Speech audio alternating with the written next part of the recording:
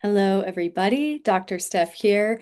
I am really excited to talk to you today about how to distinguish between your inner critic and your inner child. And why is this so important? Well, a lot of times in manifestation, you'll hear manifestation coaches talk about blocks, and even spiritual coaches talk about blocks of these thoughts that are preventing you from living the life that you want. And blocks often show up as the inner critic. That's another term that is thrown around. And what does that really mean? It's the part of us that's like, that's not safe. I don't want to do that.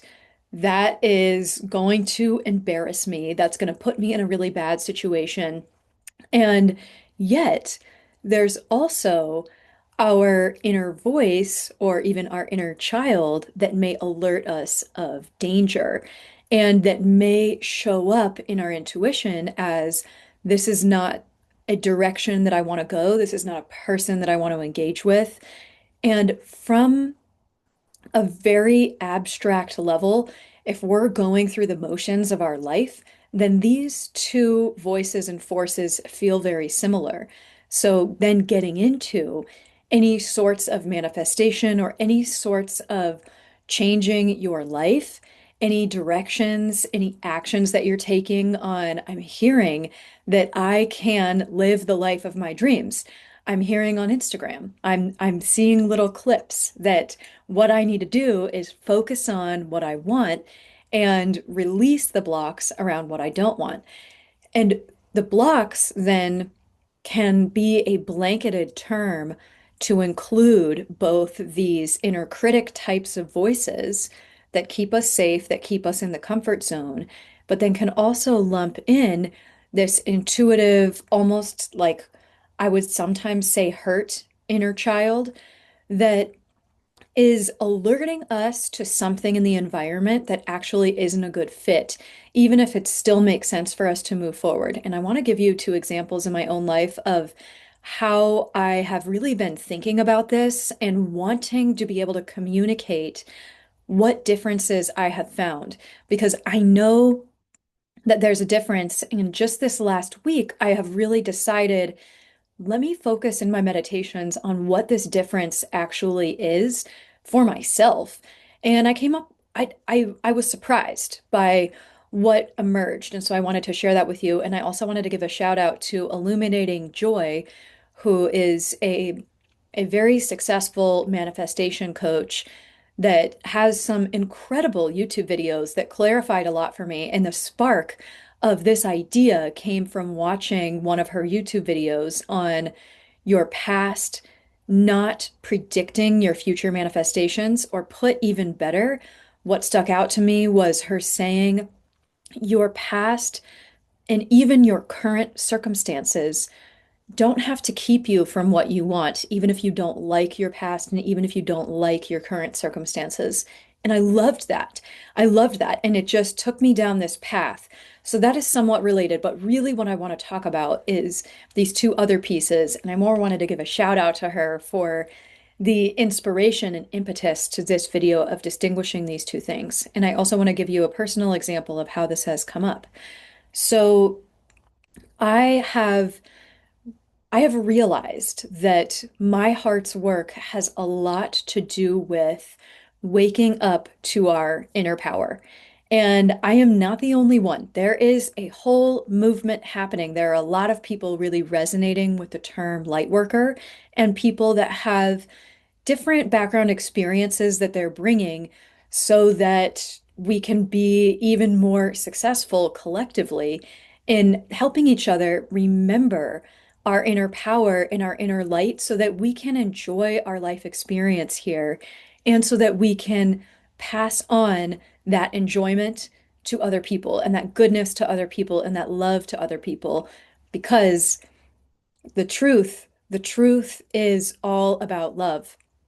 And yet we live in a society of scarcity and fear. So we have a lot to navigate as it relates to deprogramming ourselves and continuing to function in an environment that is very much based in scarcity and fear.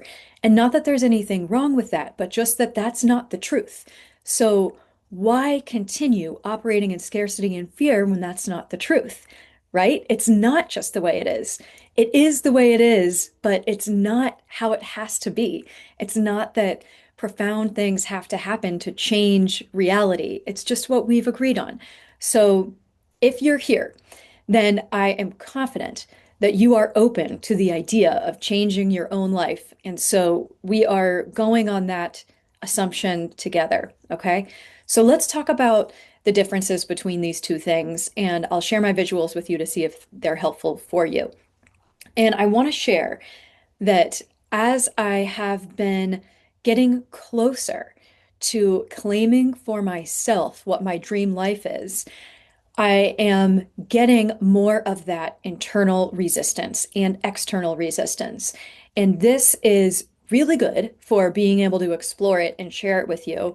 And I also do feel this kind of resonance with the Truman Show.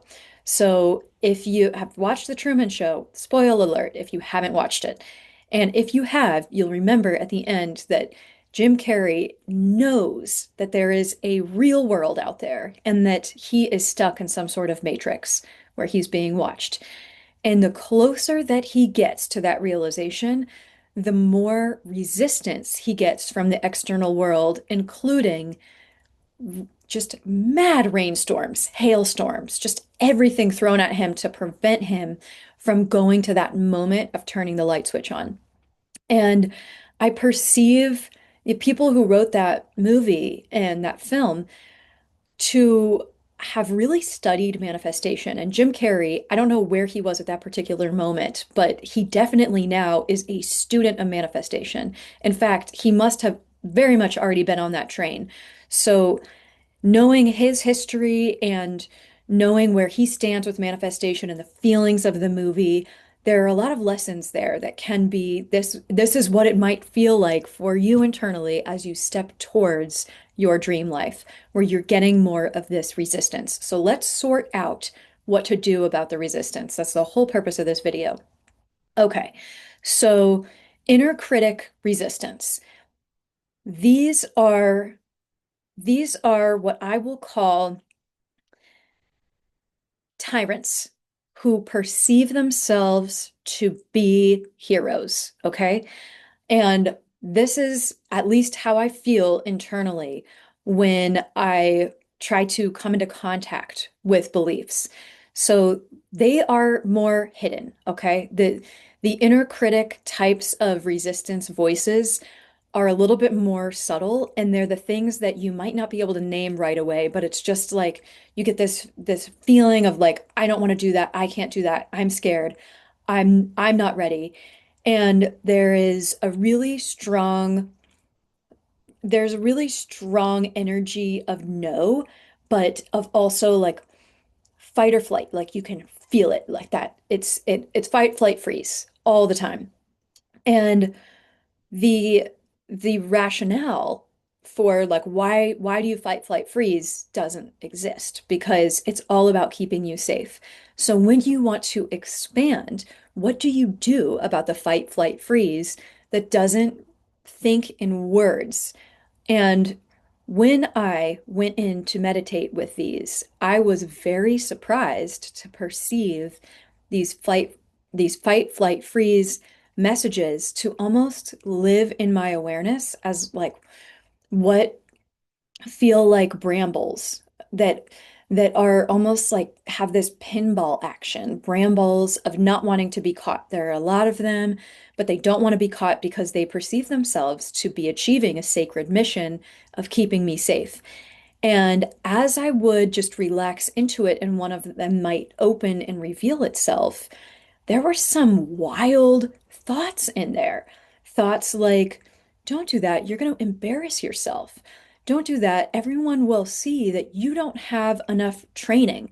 Don't do that. You are going to risk ruining your life. Don't do that. You are going to risk your entire reputation and your entire community and your sense of safety. Thoughts that I perceived I had previously dealt with and that I actually don't believe. And yet there were lots of them, like lots of brambles as I get closer to my dream and as I commit to my dream. And I thought, that is so interesting. I know the feeling, they're a little bit more subtle. These are in our subconscious. I know the feeling associated tends to be like uh, but the actual thought tries to keep itself incognito because it wants to sustain. So that is the inner critic part of the resistance that comes up. Now let's talk about the inner child that similarly wants to keep us safe, but has a little bit more wisdom and may speak with intuition about who to trust and not to trust. And what I perceive these insights internally to feel like is a little bit more of a rain cloud. And these tend to be not as subtle, not as like don't do that, but more like don't like I don't like that person or like I'm not really feeling this. So more specific to an actual person or event. And with these feelings, I recently, even though I have gone through this many times, so it's not about like trying to get this perfect. It's more about trying to learn our own language. I recently had this experience of getting a really strong message of like, there's something that I don't feel right about with this person. And yet it is a person who is highly trusted, highly regarded. And logically, I'm like, that's a good person. I know that's a good person. And I overrode all of my internal signals and continued to do that 2 times. So the 3 encounters with this person that I was very intentional about. And I finally realized on the last encounter that it's not that this person is a bad person, but they are so focused on their own interests that any sort of collaboration isn't actually achieving the goal of a mutual benefit to both people. It was very much a take situation. And I realized like, oh, okay, that wasn't me being insecure. I thought I was being insecure and put it in the bucket of the brambles and overrode saying, I'm just being insecure. This is a good person. I'm just being scared. I need to go ahead and reach out, go ahead and put myself out there, as opposed to really discerning what's the signal of the inner critic that I need to kind of like work with, but not believe those thoughts versus what is the signal of that inner child, the intuition that is more guiding me. Don't go in that direction. And then it opens up a pathway to go in a different direction. So I was excited after I realized what I had done. I was a little bit like, I knew better. But then I was excited again to learn that is the voice of what this inner child intuition sounds like that is so distinct from the inner resistance. Okay? So the voice of the inner child felt a little bit more like a rain cloud, where the voice of the inner critic felt like a bramble that did not want to be caught, where the rain cloud was a lot happier to be heard out, wanted to be heard. So those were some two differences there. And there may be differences even for you as you think about applying these. And I'd be so curious to hear how you distinguish your inner voice, whether you are aware of when is this resistance that's my own fear holding me back versus when is this an intuition telling me that that's not a good direction for me to go. So I'd be really curious to hear that from you. And I so appreciate you listening and also want to share that again, this is this is kind of a reframe, but the exciting part about the I knew better or the exciting part about uncovering these resistances is to hone in on our own inner signals and see my guidance system is actually very good. It is so good that I can trust it, that I can keep investing in my dream. And what I tend to do is like overaction. Like I am too much massive action right from the beginning. I'm like, this is my dream. I'm gonna do because I want to be prepared and control it and get everything in place. Where being able to learn these voices of my inner resistance and my inner child and trust them allows me to be like, I know what these sound like. And I have been in this situation when I haven't listened to them, and yet I know they were right after the fact. So I know what they sound like.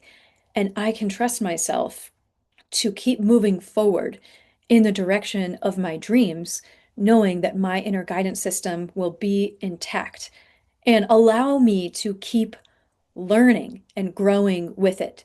So essentially, allow me to be as present as possible and to get excited about where I'm going, but keep being as present as possible. And as I say that, I get chills because that's that is not the game, but everything happens in the present. Everything happens in the present, and the fear mind will step out of the present to be like, I'm not ready for the present. I need to prepare for the present to do all these things so that then I can step into the present. And it sounds silly, but that's what we do. So when you when you do have the mistakes, have the lessons of not necessarily going with what you knew was right, but then you learn, okay, that's the voice of my intuition. It's a way of really increasing your self-trust that you can step into presence and trust that your inner guidance system will continue to give you that step-by-step guidance to keep going in the direction of your dreams. So, thank you again to Illuminating Joy. Thank you for listening, and I look forward to hearing what your inner guidance system sounds like and what resonated for you in this video. Cheers, everybody.